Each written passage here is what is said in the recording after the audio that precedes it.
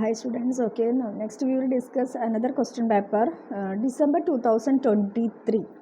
So നമ്മൾ നേരത്തെ discuss ചെയ്ത ക്വസ്റ്റ്യൻ പേപ്പറിൻ്റെ തൊട്ട് മുന്നത്തെ സെമ്മിലെ ക്വസ്റ്റ്യൻ പേപ്പറാണ്.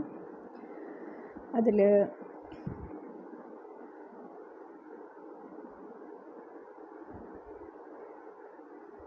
നോക്കാം ക്വസ്റ്റ്യൻസ്.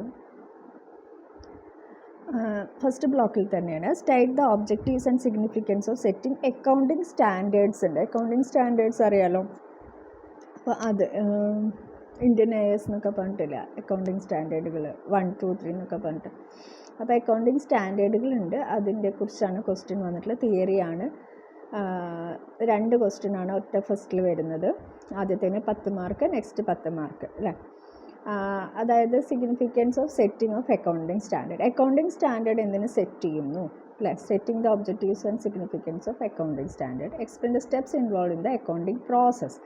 അക്കൗണ്ടിങ് പ്രോസസ്സ് എന്ന് പറഞ്ഞിട്ടൊരു സെക്കൻഡ് ബ്ലോക്ക് ഞാൻ കണ്ടു തിയറിയിൽ, അത് ഉണ്ട് തോന്നുന്നു. അപ്പോൾ അതിൽ വരുന്ന ഭാഗമാണ്. അപ്പോൾ ഇത് രണ്ടും തിയറിയാണ്. ഓക്കെ, നമുക്ക് എഴുതാൻ പറ്റുന്ന സിമ്പിളായിട്ടുള്ള ക്വസ്റ്റ്യൻ ആണ്. അടുത്ത ക്വസ്റ്റ്യൻ എന്താണ്, what are the difference categories in which accounting transactions can be classified. നമുക്ക് ട്രാൻസാക്ഷൻസ് എങ്ങനെയൊക്കെ ക്ലാസിഫൈ ചെയ്യാം, അതേപോലെ ഡെബിറ്റ് ക്രെഡിറ്റ് റൂൾസ് എന്തൊക്കെയാണ്, അതൊക്കെയാണ് നമുക്ക് തിയറിയാണ്. ഒക്കെ ഫസ്റ്റ് പാർട്ടിൽ വരുന്നത് തന്നെയാണ്. പിന്നെ അടുത്തതൊരു പ്രോബ്ലമാണ്. You are required to pass necessary journal entries to rectification of errors എന്ന് പറഞ്ഞിട്ടുള്ള ഭാഗത്തു നിന്നുള്ള ജേണൽ എൻട്രിയാണ് ചെയ്യാനുള്ളത്. പ്രോബ്ലമാണ് എറർ റെക്ടിഫിക്കേഷൻ്റെ ജേണൽ എൻട്രി. ഓക്കെ, പിന്നെ അടുത്ത തിയറിയാണ് what is the difference between hire purchase system and instalment purchase system. ഞാൻ നേരത്തെ ഇന്നലെ നിങ്ങളോട് പഠിക്കാൻ പറഞ്ഞ ക്വസ്റ്റ്യൻ ഇല്ലേ, അതാണ് സംഭവം. അതേപോലെ തന്നെ അതിൽ തന്നെ വേറൊരു ക്വസ്റ്റ്യൻ, ഡിസ്ക്രൈബ് ഇൻ ഡീറ്റെയിൽ. ഇത് നമ്മൾ ഡിസ്കസ് ചെയ്ത ക്വസ്റ്റ്യനാണ്. Describe in detail the accounting procedure to be adopted with regard to hire purchase സിസ്റ്റത്തിൻ്റെ അക്കൗണ്ടിങ് പ്രൊസീജിയറാണ്. അപ്പം നമ്മൾ ആ റെക്കോർഡ്സിൽ എങ്ങനെ എഴുതും എന്നുള്ളത് ഷോർട്ടായിട്ട് എഴുതാം. ആദ്യത്തെ ക്വസ്റ്റ്യൻ സിമ്പിളാണ്, രണ്ടാമത്തെ ക്വസ്റ്റ്യൻ കുറച്ചൊരു ഇതാണ്. എന്നാലും നമുക്ക് കുറെങ്കിലൊക്കെ എഴുതാൻ പറ്റുകയാണെങ്കിൽ മാർക്ക് സ്കോർ ചെയ്യാം. Explain clearly about your understanding in respect of expression of branch adjustment account. നമ്മൾ എടുക്കാനുള്ള പോർഷൻ്റെയാണ്. അടുത്തത് possible cause of difference between head office and branch. ബ്രാഞ്ചിലത്തെ തിയറിയാണ് കൂടുതൽ ചോദിച്ചിട്ടുള്ളത്. അപ്പോൾ നമുക്ക് ബ്രാഞ്ച് അക്കൗണ്ടിങ് പഠിക്കുമ്പോൾ അതിൽ ഫോക്കസ് ചെയ്യാം, തിയറിയിൽ ഫോക്കസ് ചെയ്യാം. Following is a trial balance of Manmohan. You are required to prepare trading and profit and loss account balance sheet. ഒരു ഫൈനൽ അക്കൗണ്ട് ചെയ്യാനുള്ളതാണ്. ഇത് നിങ്ങൾക്ക് എന്തായാലും ചെയ്യാം, ഇത് നിങ്ങൾ സ്കിപ്പ് ചെയ്യേണ്ട ആവശ്യമില്ല. പ്രോഫിറ്റ് ആൻഡ് ലോസ് അക്കൗണ്ടും ബാലൻസ് ഷീറ്റും ചെയ്യാനുള്ള ഒരു പ്രോബ്ലം ഫൈനൽ അക്കൗണ്ടിൻ്റെ അഡ്ജസ്റ്റ്മെൻറ്റുകളുണ്ട്. വലിയ അത്ര ബുദ്ധിമുട്ടുള്ള അഡ്ജസ്റ്റ്മെൻറ്റുകളൊന്നും ഇല്ല, ചെയ്യാൻ പറ്റും. പിന്നെ അടുത്തത് നമ്മൾ എടുക്കാൻ പോകുന്ന ഭാഗത്തിൻ്റെ തന്നെയാണ് what is loading, how is computed, what is del creditor commission. ഇത് നമുക്ക് ജോയിൻ്റ് വെഞ്ചറിൽ വരുന്നതായിരിക്കും, നോക്കണം, അതിലാണ് സാധ്യത. അപ്പോൾ ഞാൻ എടുത്ത പോർഷനിൽ വന്നിട്ടുള്ളതല്ല. അപ്പോൾ തിയറിയാണ് ചോദിച്ചിട്ടുള്ളത്, അതും തിയറിയാണ്, നമുക്ക് ഡിസ്കസ് ചെയ്യാം. തിയറീസാണ് ഞാൻ നമുക്ക് ആൻസേഴ്സ് പറഞ്ഞു തരുന്നുണ്ട്. അടുത്തൊരു ക്വസ്റ്റ്യൻ ജോയിൻ്റ് വെഞ്ചറിൻ്റെ പ്രോബ്ലം തന്നെയാണ് ചോദിച്ചിട്ടുള്ളത്. അപ്പോൾ ജോയിൻ്റ് വെഞ്ചറിൻ്റെ പ്രോബ്ലം എന്തായാലും നമുക്ക് പഠിക്കണം. പിന്നെ ഹയർ പർച്ചേസിൽ കൂടുതൽ തിയറിയാണ് കണ്ടിട്ടുള്ളത്, ബ്രാഞ്ചിലും തിയറിയാണ് കൂടുതൽ കാണാനുള്ളത്. ലാസ്റ്റ് ചാപ്റ്ററിൽ നിന്ന് എപ്പോഴും ഏകദേശം ഒരേ ക്വസ്റ്റ്യൻസാണ് വരുന്നത്. Write explanatory notes on computerised accounting and creation of voucher. നമ്മൾ എന്തായാലും അതാദ്യം പഠിച്ചു വയ്ക്കാം. കമ്പ്യൂട്ടറൈസ്ഡ് അക്കൗണ്ടിങ്ങിൽ അത് ചോദിച്ചിട്ടുള്ള തിയറീസ് ആദ്യം 1-2 തിയറി തന്നെ എപ്പോഴും ചോദിക്കുന്നത്, അല്ലാതെ ടാലിയിൽ വേറെ ഒന്നും നമുക്ക് ചോദിക്കാനില്ല, പ്രാക്ടിക്കലി ചെയ്യാനില്ലാത്തത് കാരണം. അപ്പോൾ ഇത്രയും ക്വസ്റ്റ്യൻ 9 ക്വസ്റ്റ്യനാണ് വന്നിട്ടുള്ളത്. അതിൽ നോക്കി നോക്കൂ, ജോയിൻ്റ് വെഞ്ചറിൻ്റെ പ്രോബ്ലം, ഫൈനൽ അക്കൗണ്ടിൻ്റെ പ്രോബ്ലം അല്ലേ, പിന്നെ എത്ര പ്രോബ്ലം വന്നു, ജോയിൻ്റ് വെഞ്ചറും ഫൈനൽ അക്കൗണ്ടും റെക്ടിഫിക്കേഷൻ ഓഫ് എറേഴ്സും അല്ലേ, 3 പ്രോബ്ലം വന്നു. അതേപോലെ എത്ര ക്വസ്റ്റ്യനാണ്, 9 ക്വസ്റ്റ്യൻ അല്ലേ. അപ്പോൾ 4 ക്വസ്റ്റ്യനാണ് നമുക്ക് ചോയ്സ് കിട്ടുന്നത്. 4 ക്വസ്റ്റ്യനാണ് ചോയ്സ് കിട്ടുന്നത്.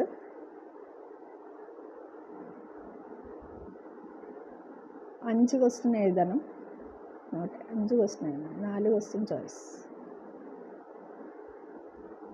4ആണോ 8ആണോ നോക്കട്ടെ, സോറി ഇത്.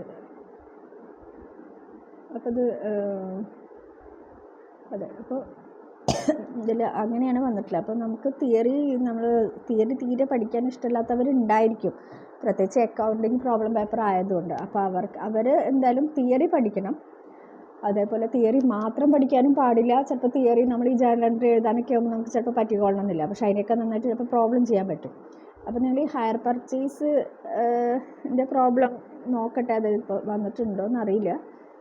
ഫൈനൽ അക്കൗണ്ട് പ്രോബ്ലം എന്തായാലും ചെയ്യാൻ പഠിക്കണം, കാരണം അത് സാധ്യതയുള്ള ഒരു ക്വസ്റ്റ്യൻ ആണ്.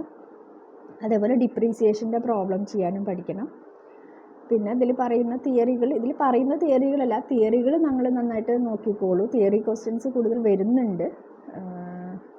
ചില എക്സാമുകൾ അങ്ങനെയാണ്, ചിലപ്പോൾ തിയറീസിന് കോൺസെൻട്രേഷൻ കൊടുക്കുന്നുണ്ടാവും. അപ്പോൾ ഇതിൽ 3 ക്വസ്റ്റ്യനാണ് പ്രോബ്ലം വരുന്നത്. 6 ക്വസ്റ്റ്യനോളം തിയറിയാണ് വന്നിട്ടുള്ളതെന്നാണ് എനിക്ക് മനസ്സിലായത്. കണ്ടില്ല, അതിലിപ്പോൾ ആദ്യത്തെ റെക്ടിഫിക്കേഷൻ എറേഴ്സിൻ്റെ ഒരു പ്രോബ്ലം, പിന്നെ വൈഡ് ഏരിയ ആയതുകൊണ്ട് നമുക്ക് എവിടെ നിന്ന് ചോദിക്കൊന്നും പറയാനും പറ്റില്ല. പിന്നെ ഫൈനൽ അക്കൗണ്ട്സിൻ്റെ ഒരു പ്രോബ്ലം 2. പിന്നെ വന്നിട്ടുള്ളത്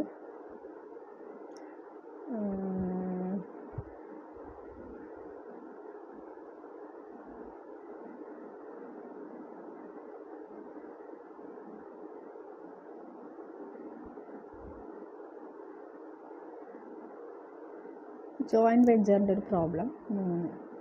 ഓക്കെ, അപ്പോൾ 3 പ്രോബ്ലമാണ് വന്നിട്ടുള്ളൂ. ബാക്കി 6 ക്വസ്റ്റ്യൻ തിയറിയാണ്.